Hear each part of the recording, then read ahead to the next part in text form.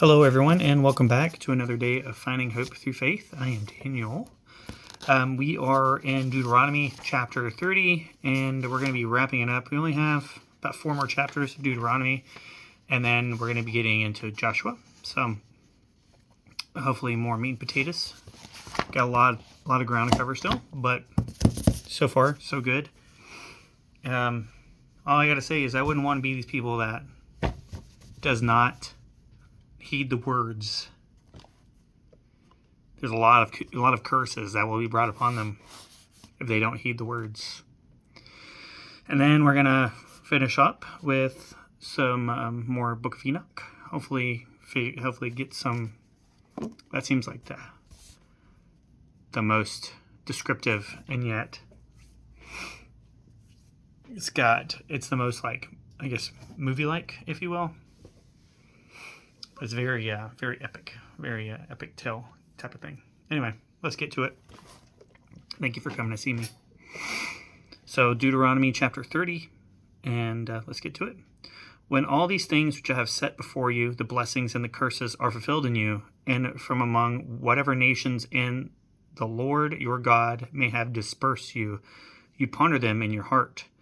Then, provided that you and your children return to the Lord your God and heed his voice with all your heart and all your soul, just as I now command you, the Lord your God will change your lot and take pity on you. He will again gather you from all the nations wherein he has scattered you.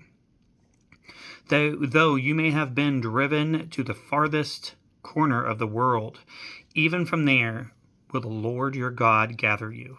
Even from there he will bring you back. The Lord your God will bring you into the land which your fathers have once occupied, that you too may occupy it. And he will make you more prosperous and numerous than your fathers. The Lord your God will circumcise your hearts and the hearts of all your descendants, that you may love the Lord your God with all of your heart and all of your soul, and so may live. So that's good. All the curses are only if you forget the stuff, but if you remember them and you love God with all your heart and soul, he's like, okay, all's forgiven. So the thing about this is, what I've read, as long as if you ask for forgiveness, or if you accept him fully, then he rewards you. But if you accept him and then go against him, then he punishes.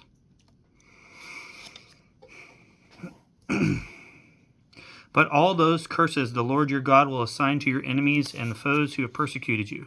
However, must again heed the Lord's voice and carry out all his commandments, which I now enjoin on you. Then the Lord your God will increase in more than godly measure the returns from all of your labors, the fruit of your womb, the offspring of your livestock, and the produce of your soil.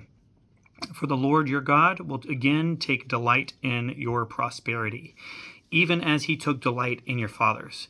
If only you heed the voice of the Lord your God and keep his commandments and statutes that are written in this book of the law. When you return to the Lord your God with all of your heart and all of your soul, for this command which I enjoin on you today is not too mysterious and remote for you. It is not up in the sky that you should say, who will go up in the sky to get it for us and tell us of it, that we may carry it out? Nor is it across the sea that you should say, who will cross the sea to get it for us and tell us of it, that we may carry it out? No, it is something very near to you, already in your mouths and your hearts. You have only need to carry it out. Here, then, I have today set before you life and prosperity, death and doom. If you obey the commandments of the Lord your God, which I enjoin on you today, loving him and walking in his ways and keeping his commandments, statutes, and decrees, you will live and grow numerous, and the Lord your God will bless you in the land you are entering to occupy. If you, however, turn away your hearts and will not listen, but are led astray and adore and serve other gods, I tell you now that you will certainly perish. You will not have a long life on the land which you are crossing the Jordan to enter and occupy. I call heaven and earth today to witness against you. I have set before you life and death, the blessing and the curse. Choose life then, that you and your descendants may live by loving the Lord your God, heeding his voice, and holding fast to him. For that will mean life for you, a long life for you to live on the land which the Lord swore he would give to your fathers, Abraham, Isaac, and Jacob. This is chapter 31. When Moses had finished speaking these words to all of Israel, he said to them, I am now 120 years old, and I am no longer able to move about freely. Besides, the Lord has told me that I shall not cross this Jordan. It is the Lord your God who will cross before you. He will destroy these nations before you, that you may supplant them. It is Joshua who will cross before you, as the Lord promised. The Lord will deal with them just as he dealt with Sihon and Og, the kings of the Amorites, whom he destroyed, and with their country. When, therefore, the Lord delivers them up to you, you must deal with them exactly as I have ordered you. Be brave and steadfast. Have no fear or dread of them, for it is the Lord your God who marches with you. He will never fail you or forsake you. Then Moses summoned Joshua, and in the presence of all Israel said to him, Be brave and steadfast, for you must bring these people into the land which the Lord swore to the fathers he would give them. You must put them in possession of their heritage. It is the Lord who marches before you. He will be with you, and he will never fail you or forsake you. So do not fear or be dismayed. When Moses had written down this law, he entrusted it to the Levitical priests who carry the Ark of the Covenant of the Lord, and to all the elders of Israel, giving them this order. On the Feast of Booths, at the prescribed time in the year of relaxation, which comes at the end of every 7-year period, when all Israel goes to appear before the Lord your God in the place which he chooses, you shall read this law aloud in the presence of all Israel. Assemble the people, men, women, and children, as well as the aliens who live in your communities, that they must hear it and learn it, and so fear the Lord your God, and carefully observe all of the words of this law. Their children also, who do not know it yet, must hear it and learn it, that they too may fear the Lord your God, as long as you live on the land which you will now cross the Jordan to occupy. The Lord said to Moses, The time is now approaching for you to die. Summon Joshua, and present yourselves at the meeting tent, that I may give him his commission. So Moses and Joshua went and presented themselves at the meeting tent, and the Lord appeared at the tent in a column of cloud, which stood still at the entrance of the tent. Then the Lord said to Moses, Soon you will be at rest with your fathers. And then this people will take to rendering wanton worship to the strange gods among whom they will live in the land they are about to enter. They will forsake me and break the covenant which I have made with them. At that time my anger will flare up against them. I will forsake them and hide my face from them, so that they will become a prey to be devoured, and many evils and troubles will befall them. At that time they will indeed say, It is not because our God is not among us that these evils have befallen us. Yet I will be hiding my face from them at the time only because of all the evil they have done and turning to other gods. Write out this song then for yourselves.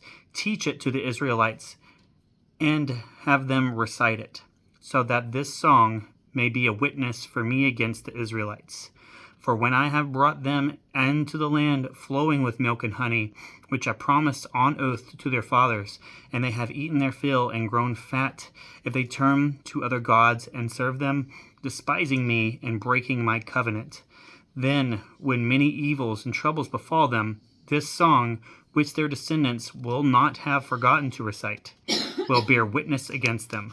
For I know that they are inclined to do even at the present time, before I have brought them into the land which I promised an oath to their fathers.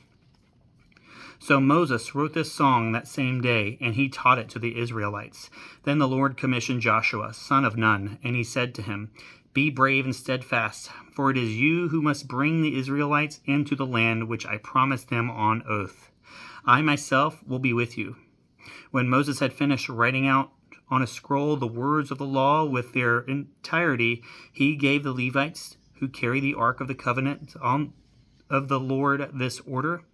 Take this scroll of law and put it beside the ark of the covenant of the Lord your God, that there it may be a witness against you. For I already know how rebellious and stiff-necked you will be. Why, even now, while I am alive among you, you have been rebels against the Lord. How much more then after I am dead?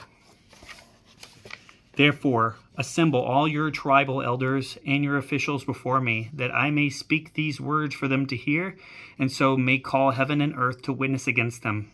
For I know that after my death you are sure to become corrupt and to turn aside from the way along which I directed you, so that evil will befall you in some future age, because you have done evil in the Lord's sight, and provoked him by your deeds.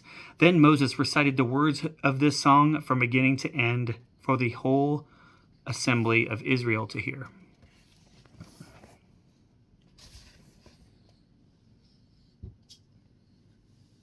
Okay, we're going to pause there for that one. So next time we'll get into the song. The next one's pretty long.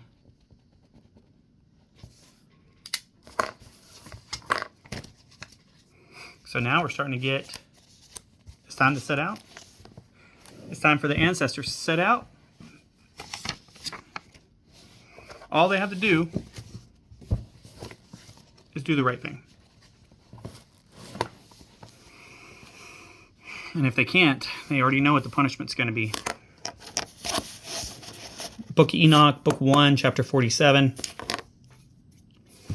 Let's get to it. In those days shall have ascended the prayer of the righteous, and the blood of the righteous from the earth before the Lord of spirits.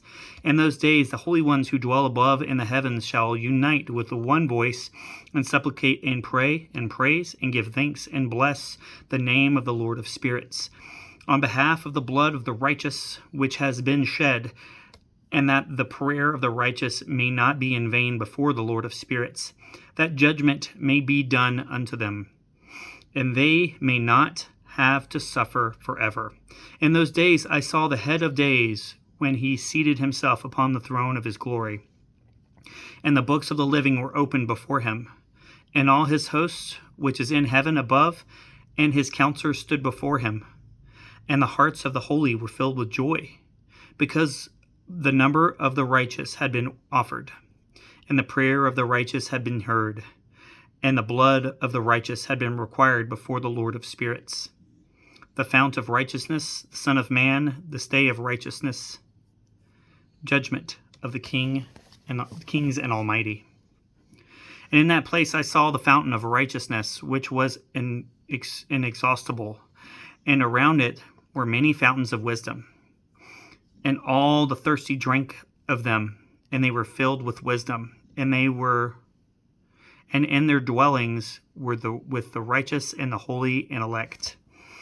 And that hour that Son of Man was named in the presence of the Lord of spirits, and his name before the head of days, yea, before the sun and the signs were created, before the stars of the heaven were made. His name was named before the Lord of spirits.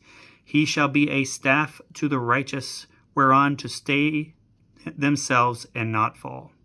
And he shall be the light of the Gentiles, and the hope of those who are in troubled of heart. All who dwell on earth shall fall down and worship before him, and praise and bless and celebrate with song the Lord of spirits. And for this reason hath he been chosen and hidden before him, before the creation of the world, and forevermore. And the wisdom of the Lord of spirits hath revealed him to the holy and righteous, for he hath preserved the lot of the righteous, because they have They have hated and despised this world of unrighteousness, and have hated all its works and ways in the name of the Lord of spirits. For in his name they are saved, and according to his good pleasure hath it been in regard to their life. In the days downcast and countenance shall be the kings of the earth have become, and the strong who possess the land because of the works of their hands. For on the day of their anguish and affliction they shall not be able to save themselves.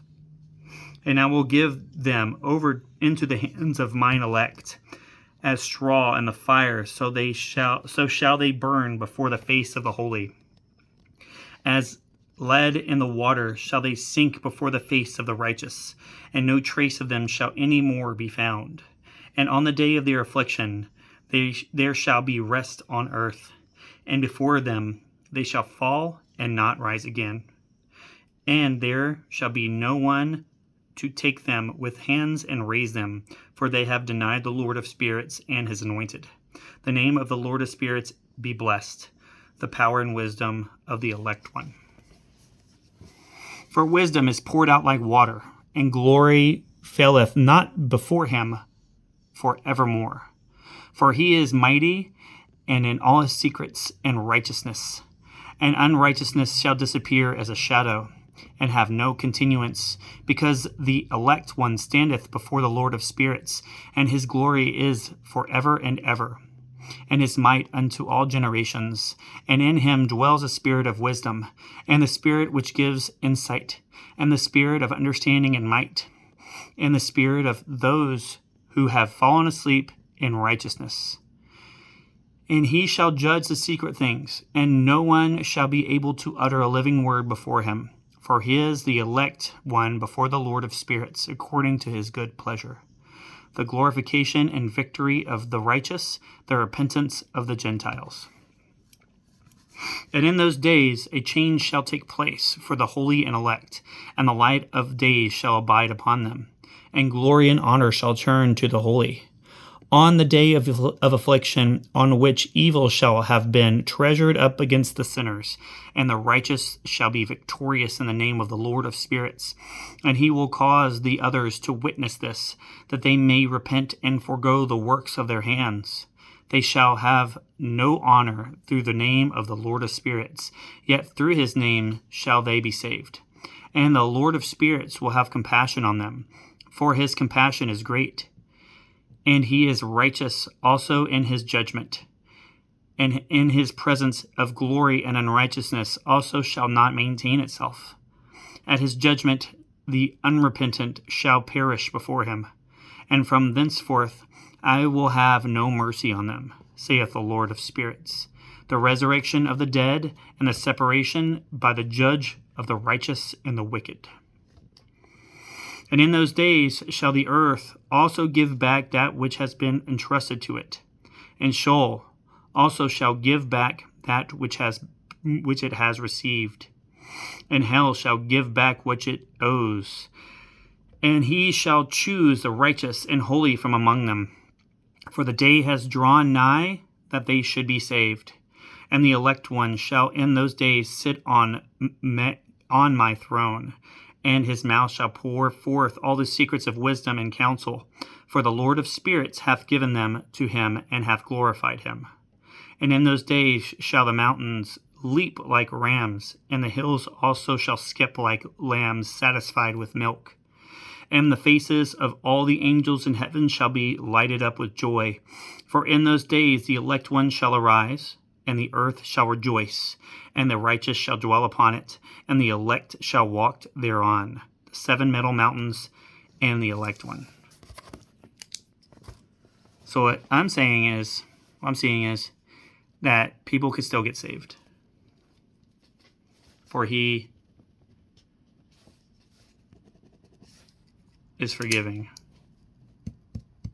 That's great. Yet through his name they shall be saved, and the Lord of spirits will have compassion on them, for his compassion is great. That's great. But the thing is, if you live your life as a terrible person and you were never able to repent, I guess you kind of get what you get. Or you can live your life good and well, and then you don't have to worry about that. Yeah, you can choose how you live your life. You want to live your life like an evil person or like a good person? It's always up to you. Anyway, thanks for coming to see me, guys. Have a good day. We'll see you next time.